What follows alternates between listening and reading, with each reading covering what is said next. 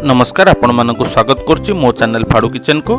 आज मु बनैबी टेस्टी आउ हेल्दी सैंडविच रोल। चलतु केमती बनैबा आमे देखिदेवा। ता पूर्व जदि आपण मो चैनल को सब्सक्राइब करना एबे ही करनियंतु, पाखरे थिबा बेल आइकन को मध्य प्रेस करनियंतु, जा फଳରେ मो वीडियो सब नोटिफिकेशन आपण पाखो पहुंचीबो।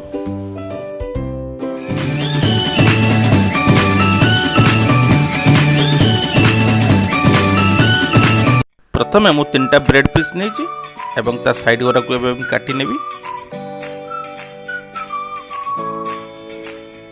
तापर गोटे गोटे करी बेलना काठी आमे बेली नवा।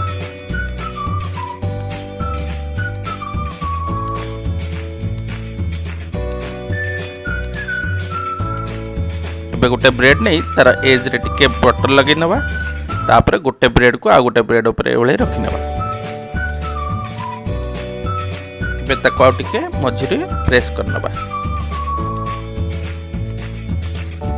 एबे आमे ता ऊपर सैंडविच स्प्रेड लगे नबा। मो एठी चीज एंड चिली सैंडविच रो स्प्रेड नेछि। चीज एंड चिली स्प्रेड जदि नाही ताले आपण मेयोनीज लगे नै परिबे, किंबा एथरे खाली बटर मध्ये लगे देले चलियो।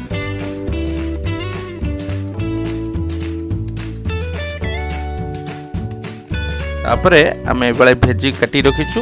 मु काटी रखिछु पियाज, कैप्सिकम, गाजर आ बिलाती। एबे ताको ब्रेड ऊपर पकई नबा। छोट पिला माने जम्मा गाजर आ बिलाती एभली कंचा खांतिनी, किंतु एई भली बनै देले से माने बहुत खुशी खुशी रे खाइ नेबे। एबे ताको आमे रोल कर नबा। एबे गोटे जरी नै कि मु ताको एई भली गुडै नेली एवं फुल प्रेस रे टाइट कर नेली। आ टाइट करी आको मिनिमम 3-4 मिनिट रखि नेबी।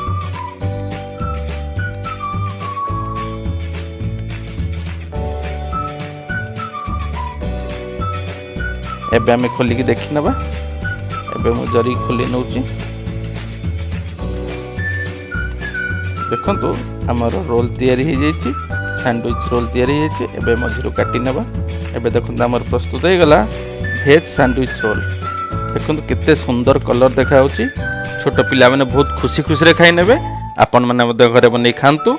केमती लागला मते कमेंट कर जणैबे। रहिला आज्ञा, नमस्कार। गेलु नियो मो हातुर गोटे पीस खाइ नियो।